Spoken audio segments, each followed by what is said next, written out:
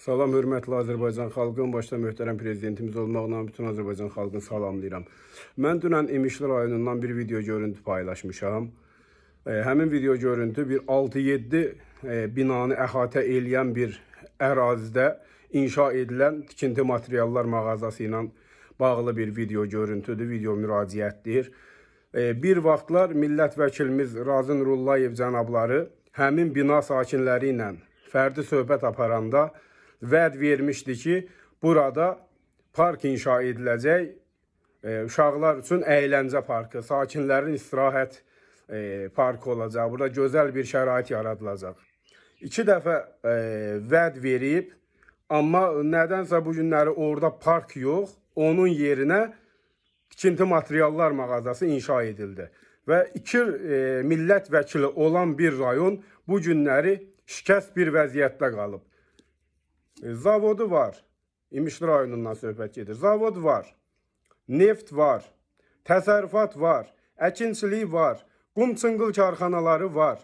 Bütün sərvət İmişli rayonunda ola-ola İmişli rayonunun bina həyətində, binalarının həyətində, sakinlərin yaşadığı ərazidə tikinti materiallar mağazası açılır.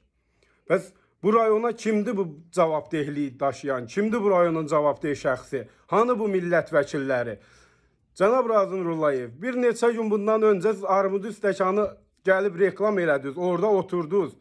Bəs onda siz görmədiniz ki, orada o inşa edilir. Niyə görə bir maraqlanmadınız ki, bəs mən vəd vermişdim, mən burada park salınacaqdı, mən burada park inşa elətdirəcəkdim, sakinlərin istirahəti üçün əyləncə parkı yaradılacaqdı. Yeganə rayondur ki, İmişli rayonunun avtovağzalı yoxdur. Avtovağzalın yerinə qədər satılıb. İmişli rayonunda bu günləri cənab prezident avtovağzal yoxdur. Bəs bu rayonun bu millət vəkilləri hara baxır? Bu rayonun bu səlahiyyətləri şəxslər hara baxır? Bunlar satıla-satıla bunlar hara gedib çıxacaq? Bu sakinləri niyə düşünən yoxdur? O binada sabah bir yanğın hadisəsi baş versə, o sakinlərin aqibəti necə olacaq? O sakinlər evsiz qalanda deyəcək ki, sən evi sığorta eləməmişdin. O binada onlarla ailə yaşayır, hamısı da məcburi köçkünlər var, yerli vətəndaşlar var. Bəs yaxşı, o qədər insanları millət vəkilimiz, icra başçımız, siz düşünmürsünüzsə, bəs kim düşünməlidir?